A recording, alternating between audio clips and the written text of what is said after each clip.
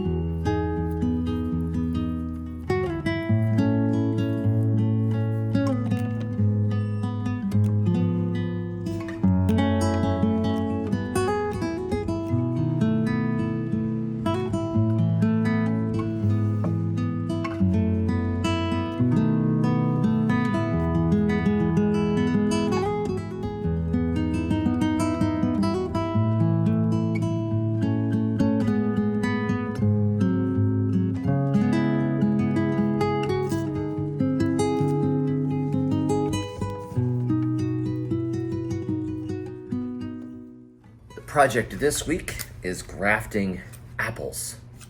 I have 100 standard apple rootstocks and 200 M111 semi-dwarfing rootstocks that need to be grafted. I've actually grafted my way through the standards already, and now I'm down into the M111s at an average rate of about 20 grafts per hour. I guess that comes out to 15 hours of grafting or something like that. So I've been sitting here in the shop and grafting, so anybody that comes in can see, how to graft apples, I guess.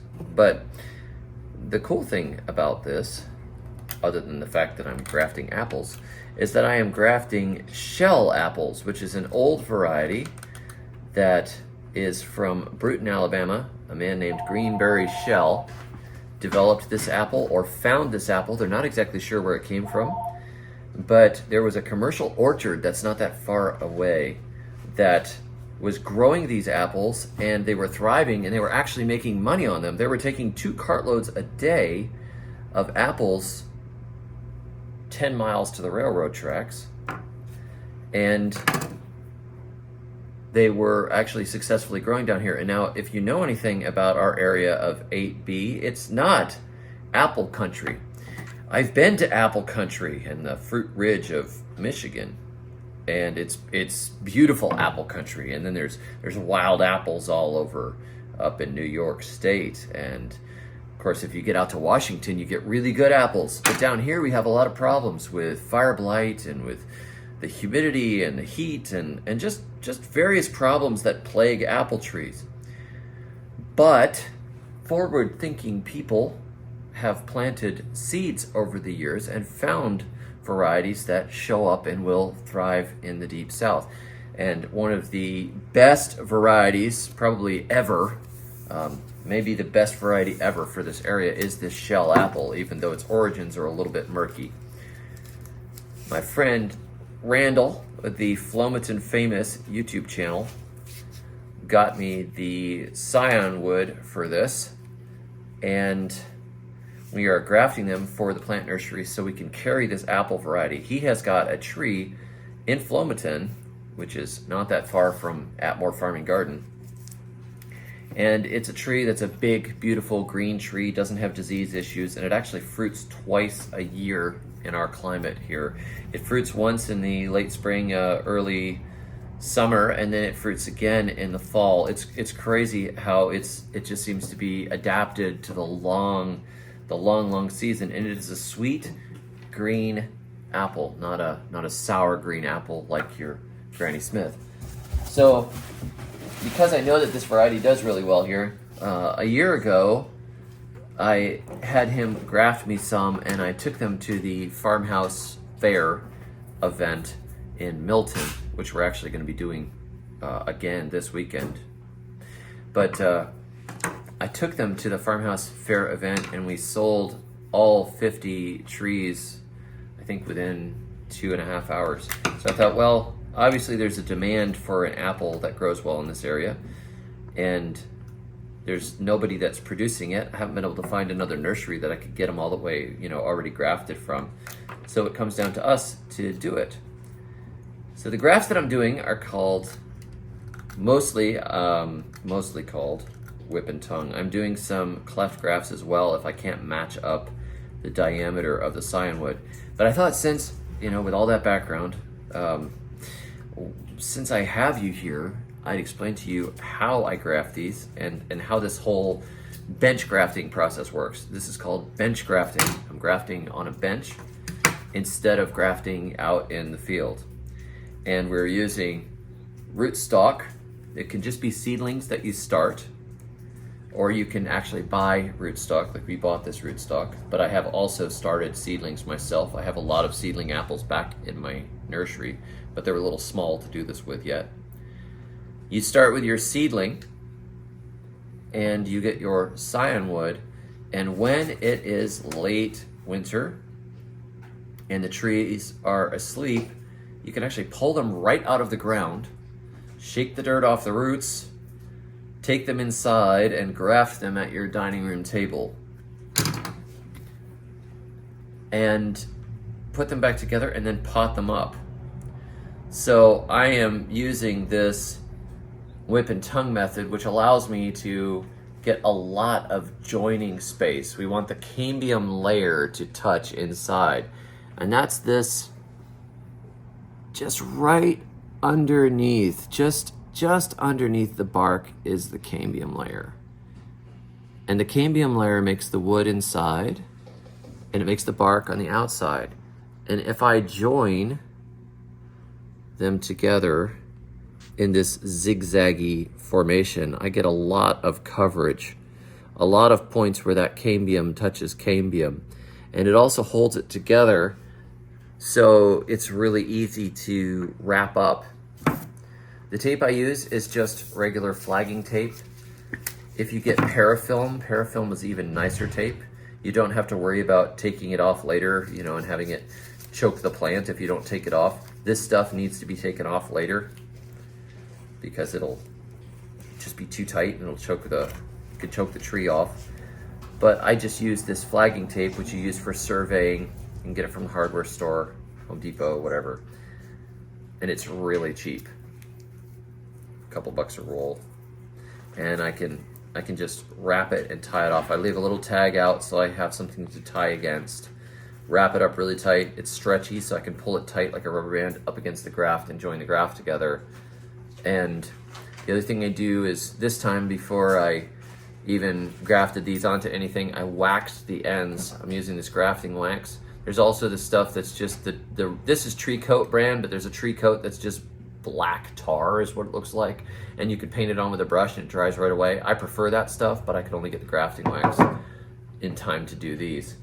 So I put that grafting wax on the end of each one of these scions so they don't dry out, because drying out is what often kills your grafts. So let's go through that process again. Pick out a rootstock here, and then I'm going to try and match the diameter as best as I can so I can get close. That's an old piece here. But if I can't get close, like this one, I'm not seeing that I can actually get that close on it, I can change up my graft. So the last one was whip and tongue. Whip and tongue, I want to join it as close as possible, but I don't have to do that every time. There's actually a lot of ways to graft. So on this one, I'll just do a cleft graft. I'm going to cut this off with a new piece. You have to be really careful not to cut yourself. I managed to graft 119 of these before I cut myself for the first time. And I cut myself for the first time when I was talking to a friend of mine who came in and said, "How are you doing that?" And so I started explaining it and cutting. And while I was explaining and cutting, I nicked the end of my thumb. And I tried to pretend like I hadn't nicked my thumb. I kind of put my thumb back like this so I could stick the graft together. But then blood was dripping out of my hand, and it just kind of, it's like, oh, look, well, I don't normally cut myself. Whoa, what a marvelous weird thing that I cut myself. Oh dear. Oh wow. Oh dear. Never happens when I'm grafting. We're extremely safe. But yeah, so I cut myself. So, but I had done. I'm proud to say I'd done 119 before I cut myself. So this one I'm just filing it to a wedge, and then I've got this one right here. And I'm just gonna stick it in. I'll actually stick it in there. And if that touches well enough in there, and I can wrap it up, it will heal. So you could see this side does not match, but I can get this side pretty close to matching right there, and then tie that up really tight, and it will probably take. You know, when you're dealing with living things, you don't know always if it's going to work or not. And you don't have to worry about, you know, oh, I'm so bad at this and whatever. You just try it again. If it doesn't take, well, we still will have a living rootstock. You're not going to kill the rootstock. It's fine. You just graft it again next year. Or you could bud graft it later, but I haven't figured out how to do that yet. I've done a ton of cleft grafts and whip and tongue and some bark grafts, but I haven't done a bud graft yet because it looks like a pain in the neck and I don't feel like it. So you see, get the cambium to touch, wax the end, tie it up tight so it can heal. Then we're gonna pot these guys up right away. We're not gonna leave them out like this. We're just pulling them out of this box of damp material, and we put them out in pots, and then they will heal together. Once these start to put eyes on them, these buds start to grow out. It looks like it's definitely healing in a few weeks. I could turn around and pull the plastic off of it and be good. Another thing I do is when I'm doing this, you see, I'm trying to keep from cutting myself, so I often just rock the rootstock and rock the scion onto the blade. This is just a cheap break-off blade. When it starts to get so it doesn't cut nicely anymore, I just break off another piece of it and get into fresh blade. And you know, they cost a couple of bucks. You don't have to have a fancy grafting knife. You don't have to have all that fancy stuff. Literally, you could use electrical tape and a regular utility knife, and it'll work just fine. It doesn't have to be anything fancy. In a pinch, you know, maybe it's nice to have a grafting knife with a little thing that separates it open and all that, but you don't have to worry about it. It's not that important. The important part is to not have it dry up, have the cambium touch inside, and pull it nice and tight and keep it from drying out. And it's just gonna take. And the other thing is just do it at the right time of the year. This is the right time of year. This is right before these are gonna wake up. Tie it on really tight. Get a good join on it. And I wrap it over the top too, so it doesn't dry out there. It's gonna go all the way around, and I already have the wax on the tip, so it's not gonna be losing more from there. I've heard people using just painting on Elmer's glue or latex paint on the tip of it, which would probably work just fine too, just anything that'll seal it off. And then you just gotta get these things in pots, and I'm gonna let them root up in the shade, and voila, we should have close to 300 shell apples. And these would be ready to, I guess I could sell them when the grafts heal up, but what I kinda wanna do is just grow them up to larger trees. Maybe start selling them in the fall or sell them next year. The benefits of grafting like this, obviously, is that you can duplicate a variety. There's a bundle right there of M111s. You can duplicate a variety infinitely. So if you get a tree that you find, that you like, that you find interesting, your neighbor has a really good apple or a pear or a peach or a plum or something like that, you can just find a seedling of that same species or a compatible species, and you can graft on top of it. You could start a whole bunch of apple seeds or pear seeds or plum pits or whatever in your fridge, and then you could graft them from a tree that's getting old and deteriorating. If you have a Bradford pear tree out in your yard, you can graft it with useful pears on top. If you have a variety that you want to save or duplicate, you know, if you have an old crab apple, you could take a crab apple, you could cut the limbs back, then you could go over to your neighbor's Granny Smith apple and you could just take pieces off of it and graft it onto it this time of year, right as they're waking up or right before they wake up, and it heals together, and everything from that graft point up is going to be a Granny Smith apple. Everything beneath it is going to be a crab apple. So it opens up a lot of possibilities. It allows you to directly clone something over and over and over and over again and extend the life of a variety beyond just one single seedling. And if you breed or find an interesting seedling, you can duplicate it. So, Janet, if you find a cool plum by planting a couple hundred plum pits and you come up with a plum that you just really like, well, take pieces of it and graft it, and that's Janet's plum. It's going to make the same thing. You have found a genetic treasure.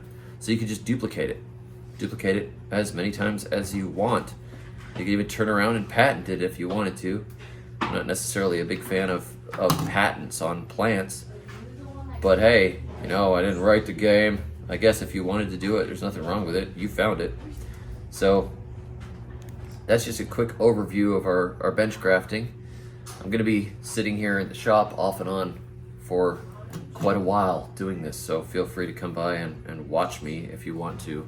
I'll be here at Atmore Farm and Garden, grafting forever and ever and ever, and hopefully I still have my thumb at the end of it.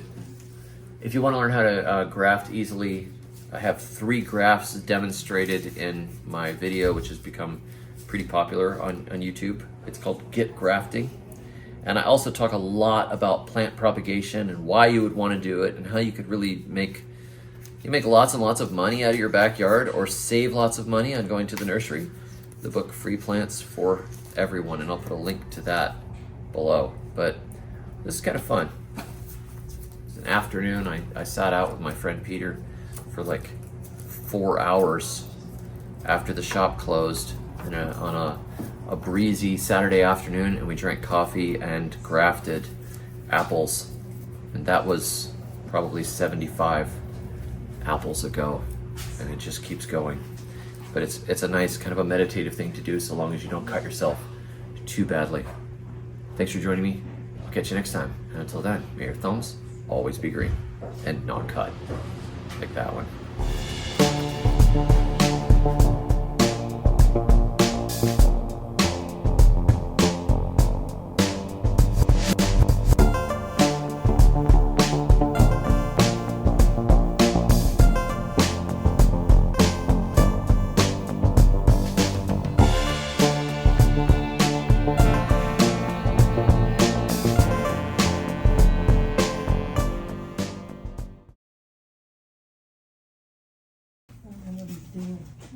That's good. I'm grafting. That's what I'm doing today. Something. All right, ready? Something dangerous.